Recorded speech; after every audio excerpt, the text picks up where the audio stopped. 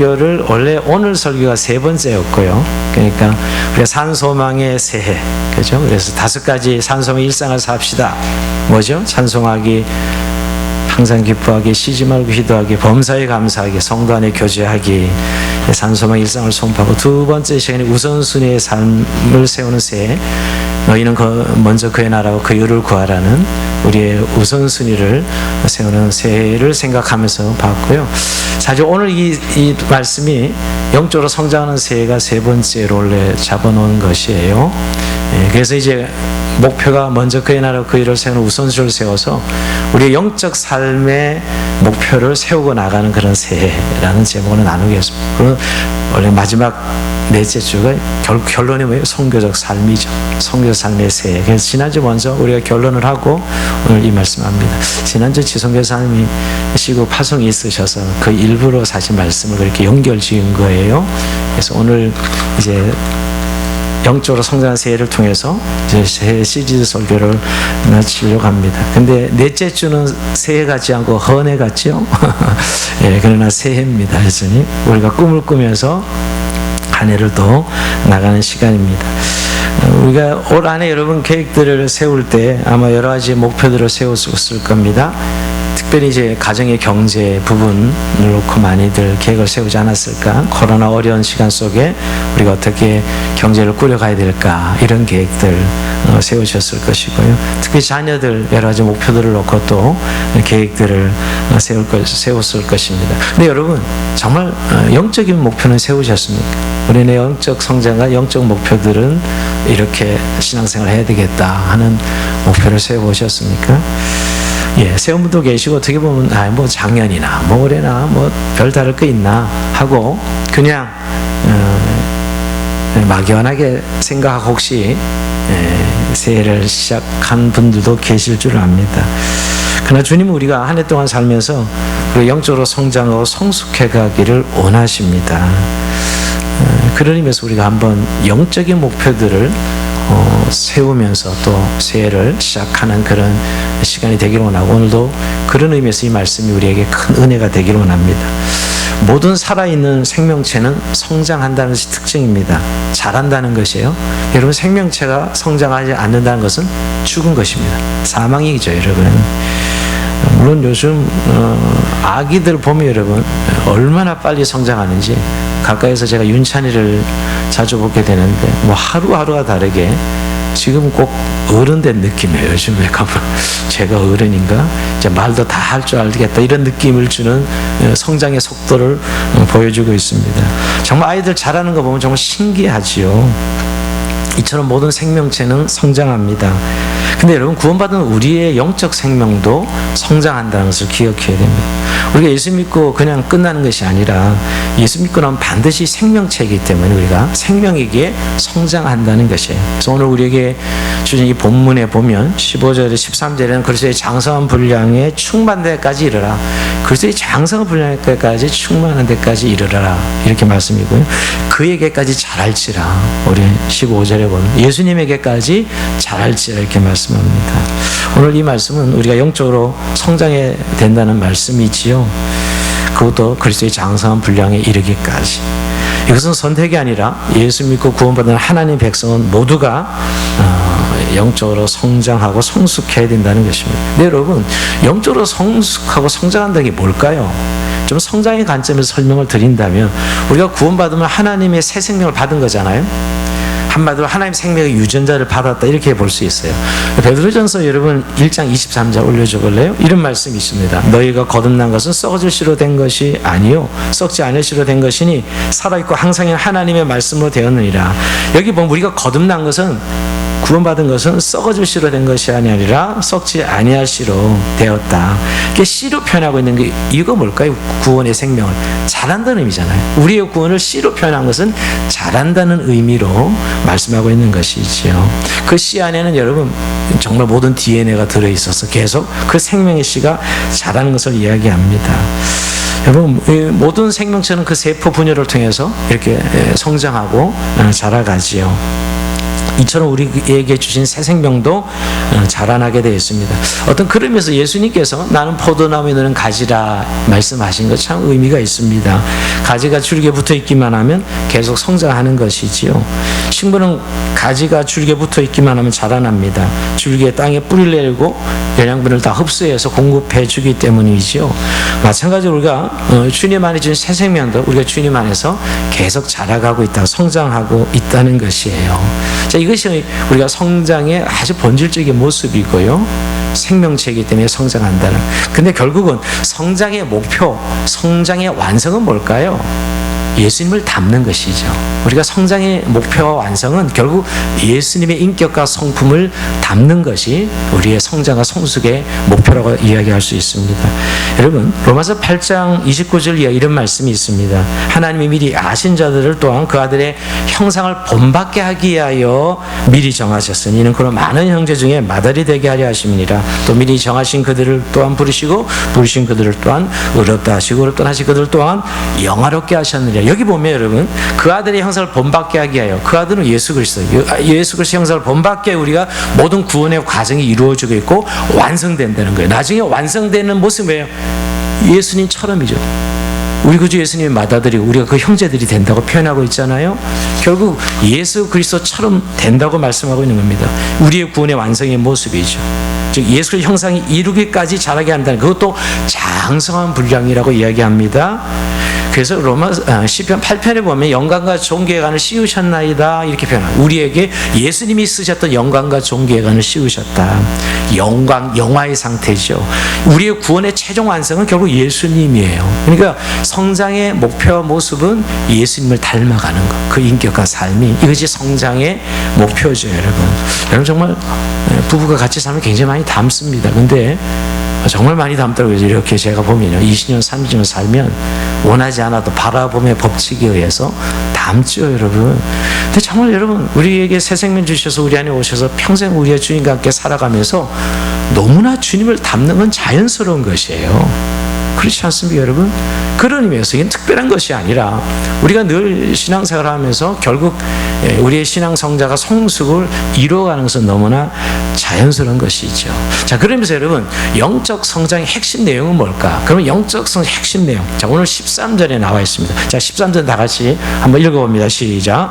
우리가 다 하나님의 아들을 믿는 것과 아는 일에 하나가 되어 온전한 사람을 이루어 그리스도의 장성한 분량이 충만한 데까지 이르리니. 아멘. 여기서 가장 중요한 것은 하나님의 아들을 아는 것과 믿는 것과 아는 일에 하나 되고 온전한 사람을 이룬다. 결국 예수님을 알고 믿는 것이 온전한 사람을 이루는 거예요. 결국 여러분, 여기 핵심은 예수님을 믿는 것과 아는 것이죠. 결국 영적 성장의 핵심은 여러분, 예수님을 아는 거예요. 이게 영적 성장의 핵심이에요. 먼저 핵심 내용을 잘 알아야 됩니다. 이게 온전한 사람이에요. 자, 근데 이 안다는 표현이 이제 우리가 좀 깊이 생각해 봐야 되죠. 단순히 지식이 아니라는 거, 그 우리는 금방 알 수 있고 예수님을 체험하고 경험하는 의미의 알미죠, 여러분. 예수님을 아는 게 가장 중요한 영적 성장의 핵심이에요. 근데 여러분, 우리가 영적 성장 얘기하면 뭐부터 생각하죠? 내가 그래도 교회 생활을 작년보다 좀 더 잘하고 있어, 이러면 좀 영적으로 성장했다는 생각이 들죠. 내가 말씀이 좀 더 깊이가 있게 묵상하고 더 말씀도 많이 읽고 그러면 내가 영적으로 많이 성장한 것 같아, 이런 생각하잖아요. 또 내가 기도 생활 보니까 작년보다는 훨씬 더 기도가 좀 깊어졌고 시간도 길어졌으면 내가 영적으로 성장한 것 같아. 또 내 섬김과 봉사도 좀 더 이제 영혼들을 더 배려할 줄 알고 더 섬길 줄 알면 이게 영적 성장했다고 생각하죠. 맞긴 맞습니다. 영적 성장의 근데 결과죠, 여러분. 그거는 영적 성장의 내용이라기보다는 결과예요, 결과. 우리가 주님을 더 깊이 알아감으로 영적으로 성장해서 그런 결과들을 만들어가고 있는 것이에요. 우리 근데 벌써 영적 성장은 바로 기도, 말씀, 예배 이런 것들을 먼저 생각한다는 것이에요. 여기서 중요한 건 핵심은 우리가 그리스도를 아는 것입니다. 그리스도를 아는 것.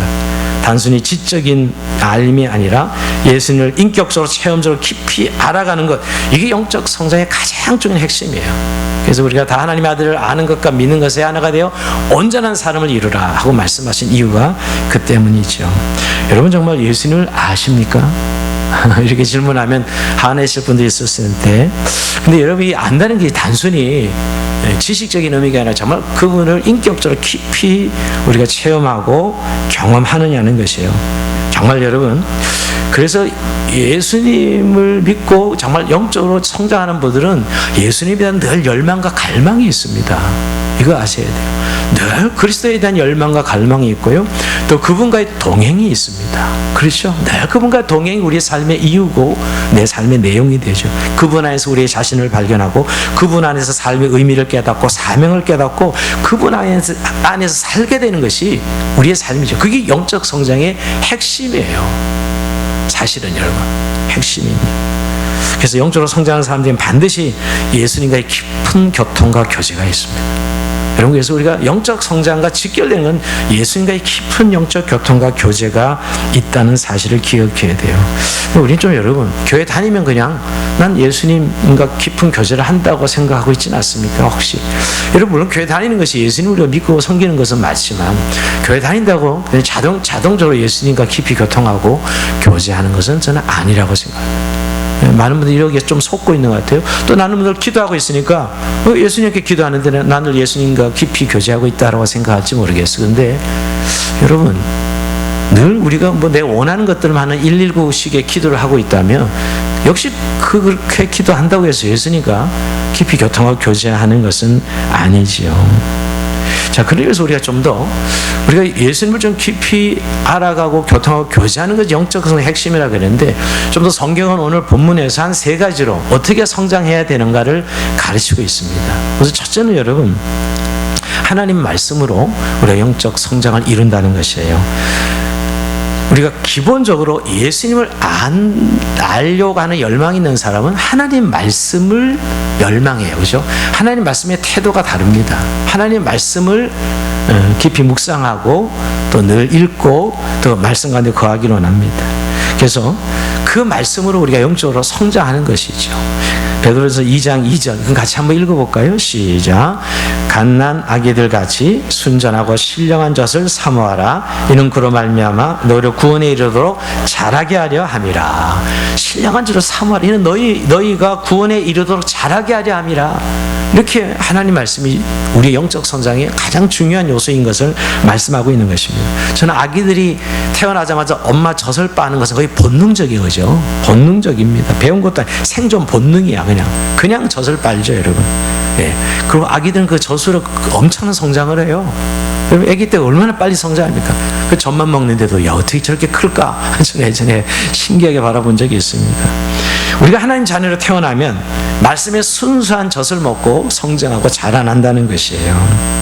영적으로 성장하는 사람들의 가장 중요한 모습은 말씀을 사모하고 말씀을 매일같이 먹는다는 것이에요. 그 양식으로 우리의 육체가 먹어야 생존하듯이 우리의 영혼이 계속 성장하려면 하나님 말씀을 사모하고 먹는 삶이라는 것입니다. 이게 저는 성장의 욕구다, 이렇게 말씀하고 있습니다. 우리 예수님을 알기를 원하는 사람일수록 성경을 가까이 한다는 것, 하나님 말씀을 매일 묵상하고 먹는다는 것이에요. 사실은 저는 예수님을 알고자 하는 열망을 뭘 보면 아냐면 성경을 대하는 태도를 보면 금방 합니다. 얼마나 하나님 말씀을 사랑하고 사모하면서 먹느냐에 따라 그 사람을 예수님을 아는 열망이 직결되어 있는 것이지요.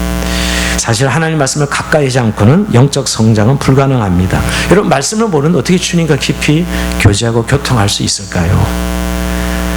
사실 우리가 신앙생활은 말씀에 눈이 열어지는 거라고 생각해요. 말씀에 눈이 열어지고 그 말씀을 매일 자기 안에 가져오는 거예요. 내 마음속에, 인격 속에 가져와서 그 말씀이 양식이 되어서 내 인격과 성품이 만들어지는 거, 그게 사실은 그리스도인의 삶이지요.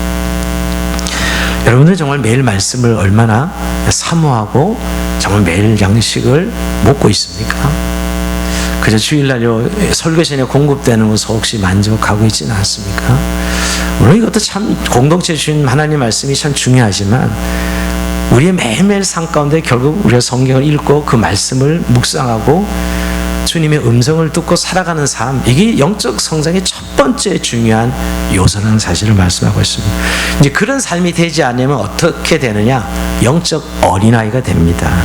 여러분 어린아이 단계로 머물러 있게 돼요. 오늘 여러분 14절에 이런 말씀이 있습니다. 이는 우리가 이제부터 어린아이가 되지 아니하여 사람의 속임수와 간사한 유혹에 빠져 온갖 교훈의 풍조에 밀려 요동하지 않게 하려 함이라.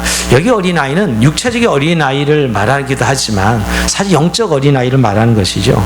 한마디로 성장하지 못하면 뭐예요? 미성숙한 것입니다. 근데 미성숙한 영적 어린아이는 항상 사람의 속임수와 간사한 유혹에 빠진다는 거예요. 그리고 세상 교훈의 풍조에 밀려서 늘 요동하고 흔들리는 모습을 가지고 있는 것이 특징입니다. 이런 성장하지 못하면 결국 어린아이로 남아있는 것이죠. 여러분 좀 심각하게 생각해 보세요. 만약 우리 집에 아이가 있는데 만약 한 10살 때 딱 쓰다떼고 안 큰다고 생각해 보세요. 기가 막히죠 여러분. 근데 여러분 왜 그리스도 안에서도 이렇게 성장해야 되는데 계속해서 어린아이로 머물러 있는 거예요. 그저 교회 다니고 예수 믿으면 구원받았다 생각하고 더 이상 영적 성장과 성숙에 대해서 관심을 가지지 않고 그냥 신앙생활을 하는 것이지요. 여러분 요즘 어린아이들이 영악하긴 하지만 어린아이 특징이 뭐죠? 분별력이 없습니다. 지식이 짧습니다. 결국 그래서 뭐예요? 잘 속아요. 넘어가는 거예요 여러분. 애들이 잘 속을 수밖에 없죠 여러분. 근데 여러분 우리가 왜 자꾸 이 세상 유혹에 넘어지느냐? 정말 예수님에 대한 참된 지식이 없기 때문이에요. 여러분 우리가 특히 세상에서 막 생존의 문제, 이 먹고 사는 문제가 굉장히 자주 사탄에 넘어지는 분들이 있어요. 마귀 여기 자주 넘어가요. 그래서 자기 시장에 마이너스가 되고 영적인 이 삶이 깨어지는 것을 보게 됩니다. 또 자그마한 물질적인 이익 앞에서 그 유혹인 줄 모르고 넘어가는 분들 봐요. 그것 때문에 신앙생활 못하겠다 이렇게 아예 생각까지 하는 분들도 보게 됩니다. 육체의 일에 쉽게 넘어지는 것이죠. 이게 바로 영적 어린아이의 특징이에요. 즉 우리가 그리스도의 지각이 없는 것이죠. 하나님 말씀으로 그가 정말 그리스도를 알아가고 그리스도에 대한 참된 지식을 통해서 세상의 어떤 유혹이나 풍조나 이런 것들에 대비할 수 있어야 되는데 그렇지 못한 것입니다. 그래서 늘 예수 믿으면서도 세상 기준에 흔들리기 때문에 바른 영적인 그런 이 은혜의 생활 또 정말 평강을 누리고 늘 하나님 말씀 안에서 승리하는 삶을 살지 못하는 것이죠. 그러면서 여러분 우리가 말씀으로 성장해가는 삶이 얼마나 중요한가를 결국 몰라서 그렇습니다. 무지한 거예요. 머리로는 눈은 다 아는 것처럼 이야기하지만 사실은 모르는 거예요. 예수님 안다면 그렇게 넘어가지 않아요. 속지 않습니다. 왜 유혹에 그렇게 흔들려요?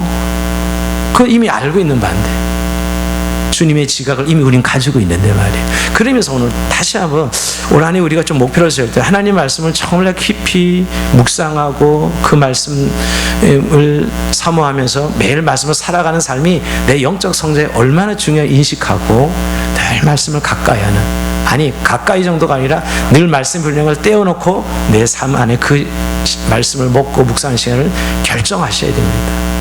자, 두 번째, 여러분 어떻게 성장하는가? 영적으로 사랑으로 성장합니다. 자, 15절 볼까요? 15절 같이 한번 읽어봅시다. 시작. 오직 사랑 안에서 참된 것을 하여 범사의 그에까지 자랄지라. 여기 사랑 안에서 참된 것을 행하라는 것입니다. 근데 여러분 왜 사랑 안에서 참된 것이라고 했을까요? 사랑과 진리 요소가 뗄래야 뗄 수 없기 때문에. 사랑이 없는 진리는 설득력이 없고 진리 없는 사랑은 원리 없는 감상이 되기 때문입니다. 결국 여러분 우리가 사랑으로 행하는 것이 영적 성장을 이룬다는 거예요. 이건 너무너무 중요합니다. 여러분 왜냐하면 우리가 어떻게 구원받았어요? 하나님이 세상을 이처럼 사랑하사, 하나님이 나를 이처럼 사랑하사 구원받았잖아요. 사랑의 결과가 저 이러면 구원이라니까요. 주님의 사랑의 결과가 구원. 그래서 그 사랑받는 우리들은 반드시 사랑을 해야 됩니다. 사랑받는 우리들은. 그래서 주님은 우리에게, 여러분 구원받은 우리에게 뭘 요구합니까? 크게 두 가지 계명. 하나님 사랑, 이웃 사랑이죠. 이건 두 개가 아니고 사실 하나입니다. 하나님께서 이웃 사랑을 성경의 가장 큰 계명으로 주신 것이에요. 그래야 우리가 사랑으로 구원받았기에 사랑을 실천하면서 성장하는 것이지요.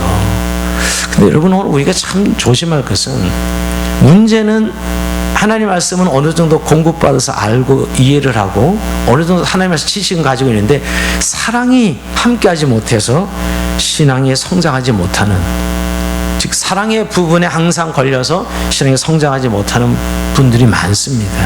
여러분 사랑 없는 신앙생활을 저는 율법주의 신앙이다 이렇게 얘기해요. 율법주의 신앙. 율법의 외형을 지키려고 애를 씁니다. 그래서 남들이 보면 굉장히 성숙하게 보여요. 사실은요. 네, 사랑으로 온전해지지 않은 율법은 오히려 독이 됩니다. 독이에요 사실은.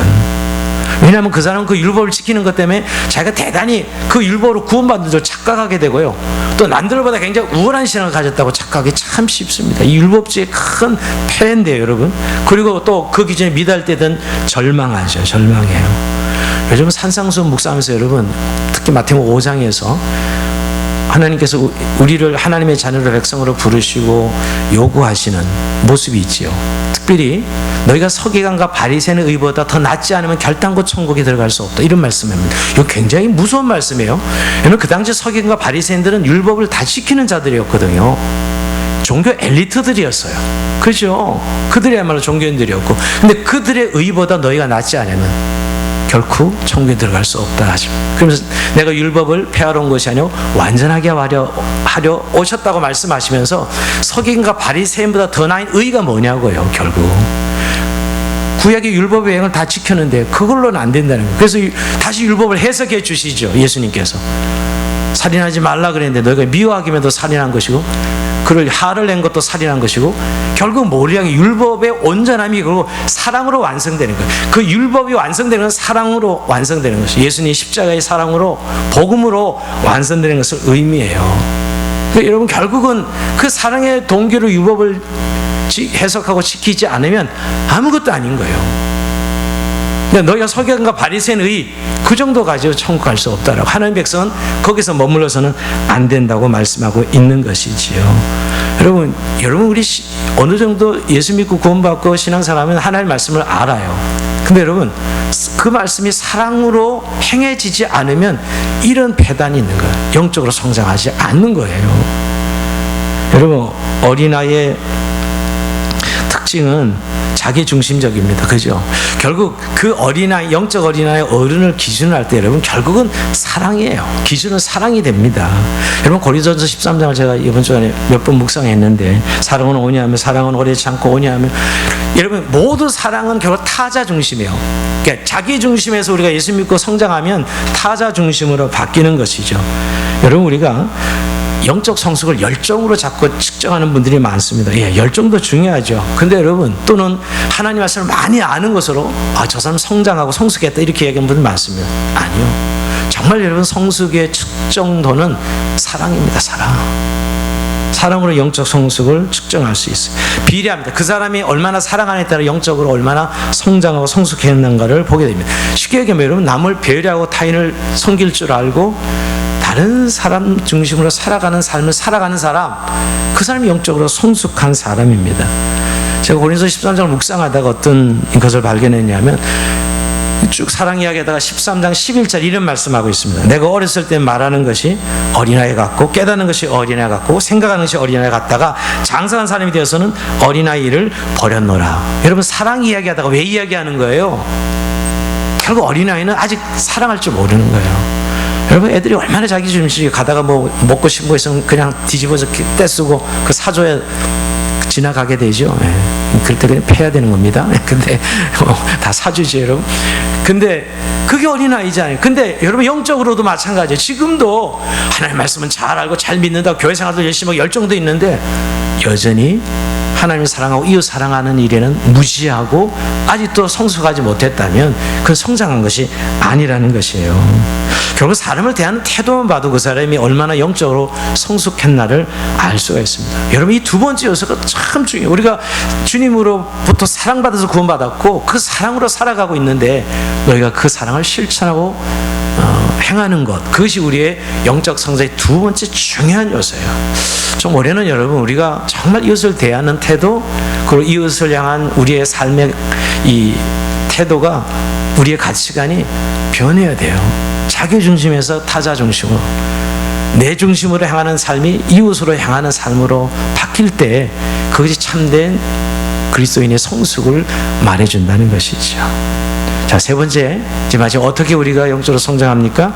공동체 안에서 성장합니다. 자, 16절 우리 같이 한번 읽어보겠습니다. 시작. 그에게서 온몸이 각마디를 통하여 도움을 받음으로 연결되고 결합되어 각 지체의 분량대로 역사하여 그 몸을 자라게 하며 사랑 안에서 스스로 세우느니라. 아멘. 되게 어렵게 표현되는데 한마디로 공동체 성도들이 유기적 성장을 한다는 거예요. 나홀로 성장은 있을 수 없다는 것입니다. 주님이 몸된 교회, 우리가 공동체 안에 있을 때 유기적으로 성장하는 것이, 우리를 주님의 몸으로 표현했거든요. 이 지체로 표현했어요. 연결되어 성장합니다. 여러분, 애기들이 성장할 때 팔은 막 길어지고 있는데 다리가 안 자란다고 생각해 보세요. 말도 안 되죠, 여러분. 팔은 제대로 성장하고 있는데 다리가 안 자라고 있어요. 이건 있을 수 없는 일이죠. 이렇게 성장은 조화롭게 성장한다는 거예요. 그래서 늘 공동체가 영적 성장의 환경입니다. 이건 정말 우리 다시 한번 요즘 우리가 개인주의 시대에 살면서 왜 영적 성장이 멈춰 있는가? 공동체가 없기 때문이에요. 여러분, 우리가 개인이 그렇다 중요하지 않다는 말을 하는 게 아닙니다. 개인주의만. 그 개인주의에 가지고 있는 성향이, 여러분, 이웃과 연결되기를 꺼려하고 결국 프라이버시를 막고 있죠, 여러분. 교회 나와도 혼자 예배드리고 가는 것이에요. 그냥 개인이 예배드리고 그걸로 끝나는 것입니다. 요즘 여러분 인터넷으로 그냥 설교도 꺼내받고, 그리고 지금 책 사보고, 그리고 그냥 좋은 일 헌금할 때 기부하고 기부금 내고 이러면서 그냥 신앙생활 분들이 계속 늘어가고 있습니다. 근데 여러분, 그게 과연 영적으로 성장할 수 있을까요? 그런 신앙생활이 쉽지 않습니다. 성경은 오늘 우리를 공동체 내 유기적으로 성장할 수 있도록 주님께서 의도하셨다는 거예요. 근데 저는 압니다. 왜 많은 사람들이 공동체 안에서 힘들어할까? 상처 주고받는 일 때문에. 시험 드는 일이죠. 어떤 분은 대놓고 얘기하더라고요. 교회 가서 유익이 없다고, 맨날 상처나 받고 시험이나 들고, 그럴 바엔 그냥 나 혼자 신앙생활 하는 것이 낫겠다. 요새는 대놓고 이렇게 말씀을 그냥 저한테 대놓고 하시더라고요. 참 좋은 시대라서 생각해요. 그런 것을 정직하게 이야기할 수 있어요. 그러나 여러분, 우리가 그런 일에 시험이 되고 정말 상처가 되는 건 사실이지만, 그 과정을 통해서 사실 우리가 성장하고 있다는 사실입니다. 우리가 옛날에 어른들이 애들이 아프면 뭐라 그러죠? 제가 크려고 그래요. 크려고. 아프면 크려고 하는 성장통이라는 게 있어요. 성숙하기엔 통증이죠. 공동체도 여러분 많은 상처, 아픔이 있는 건 사실입니다. 그렇지만 여러분, 그것은 성장의 과정이지요. 지상에 완전한 교회는 없습니다. 여러분, 무슨 인간이 완전하지 않고 자기 자신도 완전하지 않아요. 무슨 지상에 완전한 교회가 있습니까? 우리가 결국 이렇게 떨어져 있을 때는 상대방의 흠과 상대방의 단점이 잘 보이지 않는데, 같이 이제 가까이 있으면 보여요. 그죠? 흠과 단점이. 그죠? 여러분, 그 흠과 단점을 우리가 껴안고 같이 보듬어주고 하면서 성장하는 것이거든요. 왜 하나님이 우리를 공동체 안에서 성장하게 했냐 하면, 좋은 것은 전이 되도록, 좋은 것은 다른 사람이 좋은 것을 전이 되도록 하면서 성장하고요. 또 하나 중요한 건, 정말 믿고 정말 꼴보기 싫은 사람들 있죠. 떠오르십니까? 여러분, 혹시 꼴보기 진짜 믿고 또 꼴보기 싫은 사람들, 그런 사람들도 중요한 나를 성장시키는 도구예요. 내가 대부분 잘 못 바꾸는 성질들이나 못 바꾸는 태도는 그런 사람들이 나를 바꾸게 합니다. 별로 인정하는 눈치가 않으시네요. 그런 인간은 아예 안 봐야지, 이렇게 생각하시는. 여러분, 대부분 우리를 바꿀 때 그 사람이 진짜 믿고 꼴보기 싫은 사람이 나의 태도를, 나의 성질을 바꾼다니까요. 그게 하나님이 공동체를 주신 이유가 바로 그 때문이지요. 저는 우리가 교회 공동체는 자신의 성공과 잘남을 자랑하기 위해서 모인 공동체가 아닙니다. 여러분, 요즘 교회 와서도 계속 이런 우리의 잘남과 자랑과 이것으로 우리가 모임이 이루어진다면 우리는 아직 진정한 공동체는 아닙니다. 교회야말로 자기의 단점과 부족함과 정말 어려운 이야기들을 하면서 서로 위로와 격려해 줄 수 있는 것이에요. 즉, 교회야말로 우리의 마음이 오픈되는 것이어야 돼요. 여러분, 정말 우리 교회는 오픈하고 있습니까? 저는 그 교회의 성숙도를 측정한다면 그 소그룹 안에서 어느 정도 오픈하는가, 그저 자기 일주일 생활 정도, 대부분 거기까지죠. 그게 흔히 우리가 말하는, 근데 여러분, 그 정도는 세상도 다 하고 있는 공동체입니다. 정말 여러분, 우리의 마음을 열어서 우리가 하기 힘들 이야기들이죠. 대부분 나의 부족함, 나의 못난 모습, 또 사실 힘들고 어려운 이야기들을 나눌 수 있을 때, 그 나눔을 통해 성령께서 그 공동체를 만들어 가시고 빚어 가시는 것이거든요. 우리가 근데 거기서 스탑하는 것이죠. 저는 그러면서 과연 요즘 교회들은 진짜 교회인가? 우리가 이 개인주의 시대에 프라이버시를 강조하면서 아예 안 맞는 사람, 맞는 사람 끼리끼리 모여, 헤쳐 모여. 요즘은 솔직히 이렇게 이야기하는 사람은 헤쳐 모여.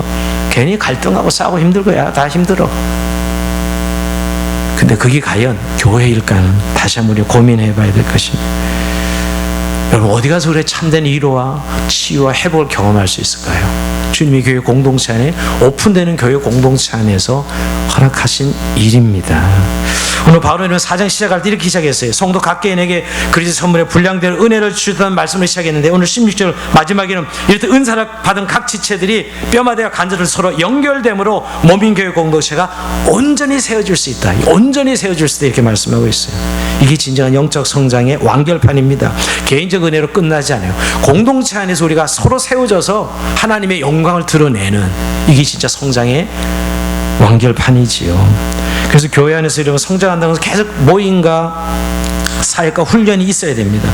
교회 공동체 안에서 우리가 훈련 없이는 잘하지 않습니다. 우리가 소그룹이 왜 그렇게 중요한지, 목장교회가 그렇게 중요하게 생각하는지 바로 그 때문이죠. 교회를 다니지만 소그룹 안에서 자신의 마음을 오픈할 수 있는 공동체에 있는 사람은 건강하게 성장하고 있다는 증거고요. 건강한 오픈된 소그룹 모임을 자기가 소유하지 못하고 있다면 아직은 그 성장이 멈춰 있는 것입니다.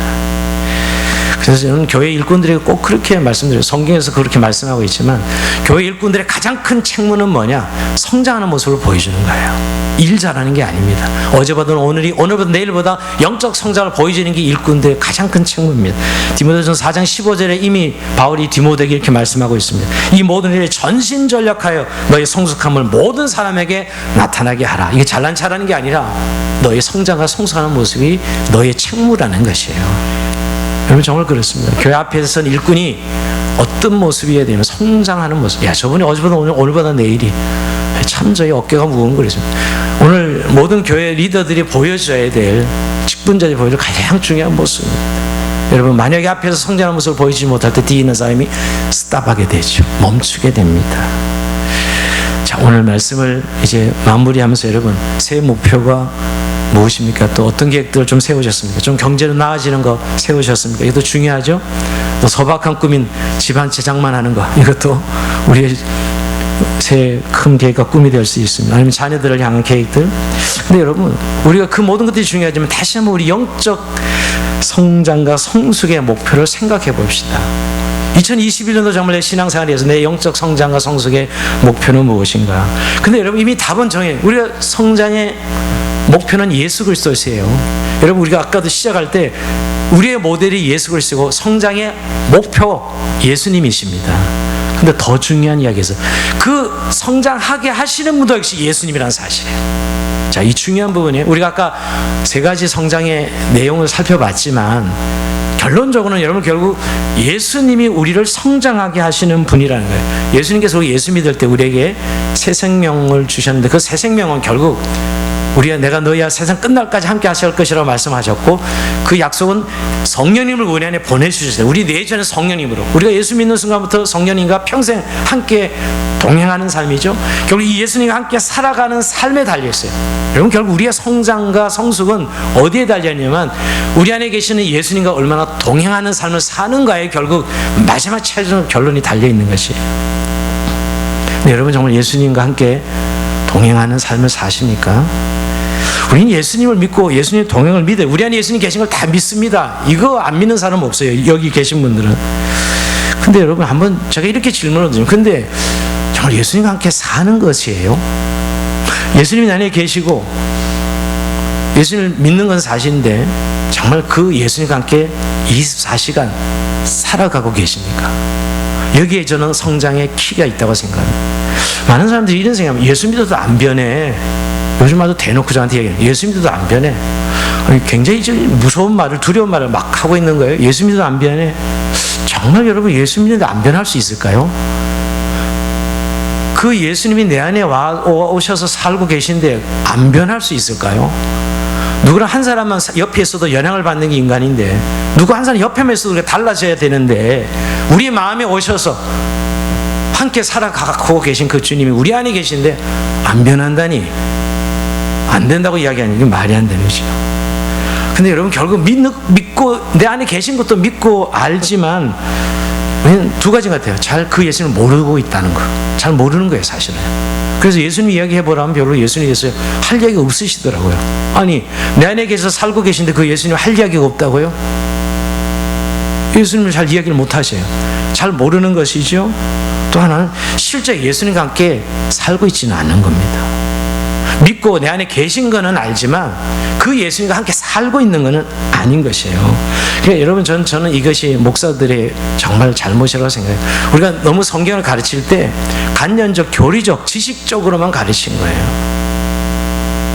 우리가 새 생명을 얻었으면 그때부터 주님이 내 안에 계신 것인데 그 새 생명으로 늘 살아내는 것이 구원이잖아요. 그게 구원받은 자의 삶인데 그냥 치는 거죠. 계시다고 치고 믿는다고 치고 그냥 사는 건 또 영문만 났으면 내 생각, 내 마음대로, 내 생각대로 살아가는 거예요. 그저 예배 드릴 때, 기도할 때 정도만 예수님을 초청해요.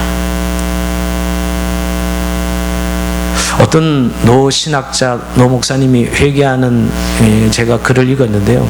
자기는 정말 너무 잘 가르쳤다는 거예요. 너무 잘 가르치고 너무 잘 설교했는데 사람들이 안 변하더라. 근데 그 이유를 자기는 그렇게 생각해요. 우리가 노래가 있다면 노래 곡조가 있고 가사가 있잖아요. 자기는 가사는 정말 정확하게 가르쳤는데 곡조는 하나도 안 가르친 것 같대요. 저 그 얘기를 듣고 저도 뭐 한 대 맞은 것 같아요. 제 설교가 바뀌어야 되는구나.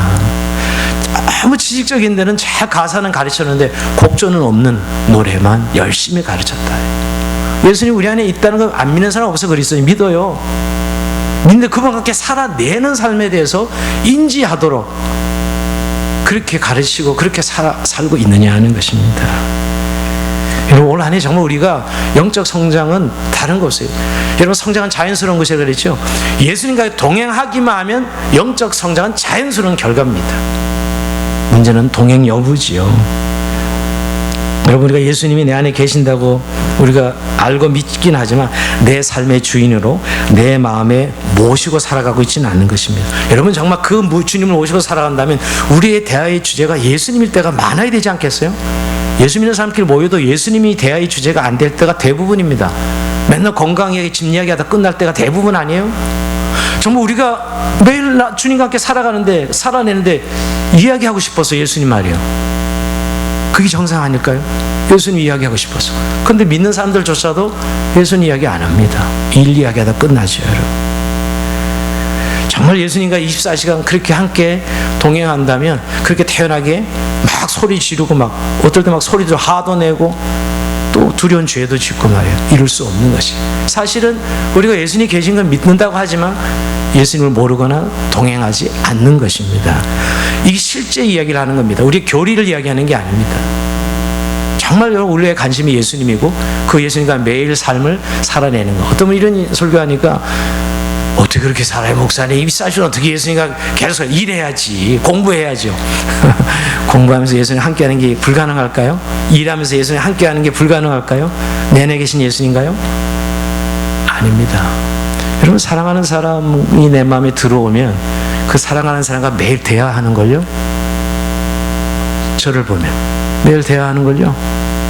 여러분, 우리가 예수님과 함께 살아낸다는 것을 그렇게 추상적이고 개념적이지 않습니다.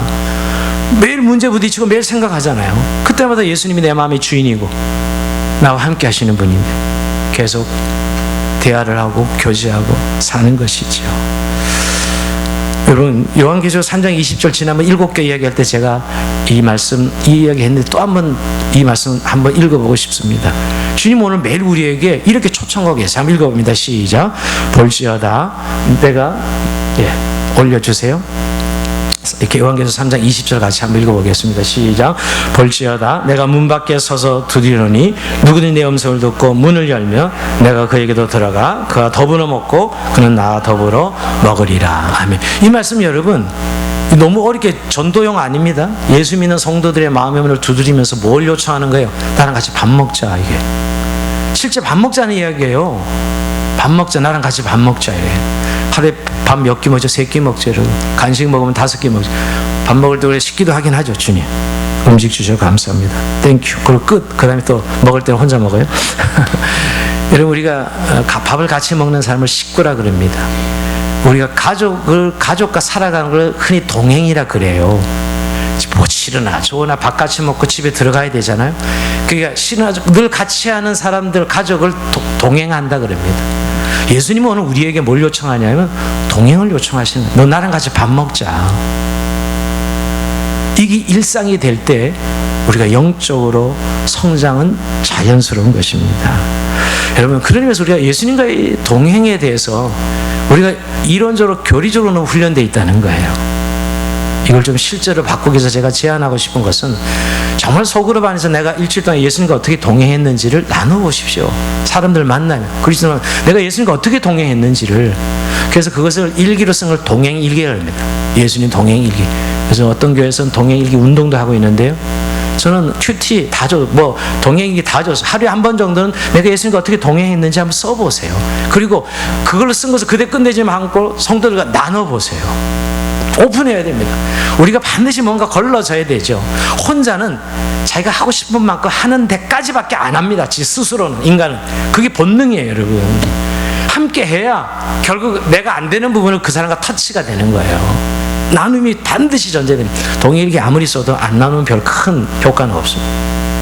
사실 나눠야 돼요. 원하는 우리가 영적 목표를 가지고 있는데 이게 내가 노력하고 열정적으로 애를 쓴다고 되는 것이 아니라 정말 내 안에 오신 예수님과 함께 동행하는 삶을 통해서 말씀으로 정말 참된 사랑을 행함으로 또 공동체의 이 일을 우리가 만들어 가야 되는데, 주님께서 은혜 주시기 바라요. 2021년도는 내가 정말 영적으로 성장하는 성숙한 한 해구나. 정말 주님과의 동행을 통해서 그런 열매들을 풍성히 누리면서 한 해를 승리하기를 원합니다. 여러분, 주님은 우리의 마음에 생수의 근원이라고 그랬어요. 생수의 강이 흘러 넘친다고 그랬어요. 배에서. 예수님과 동행하는데 우리가 그 생수를 당연히 누려야 되는데 요즘 힘든 시대는 못 누립니다. 예수님만 믿어도 안 되고, 그래서 어디서 돈에서 찾고 환경에서 찾고 사람에게서 찾는 거 아니겠어요? 코로나 시대가 정말 우리를 피폐하게 만들어가고 있습니다, 사실은. 근데 저는 역설적으로 정말 예수님과 동행하는 우리가 삶을 산다면 우리가 이 시대는 넉넉히, 오히려 그리스도인들의 말로 이 세상 속에서 저런 삶의 방법과 노하우가 있는 것이구나. 여러분, 얼마나 사람들이 피폐해지고 있어요. 근데 정말 우리 안에 계신 주님은 생수의 강이 우리의 삶에서 터진다면 그분이 예수님 말씀, 나랑 동행하면 너의 생수의 강이 흘러넘칠 것이다 라고 약속하셨는데, 성경에 예수님이 그렇게 분명히 우리에게 약속하셨거든요. 그 동행함을 통해서 이 어려운 시대를 넉넉히 이겨내는 저희의 삶이 되기를 주의 이름으로 축원드립니다. 자, 우리 찬송합시다. 내 안에 사는 이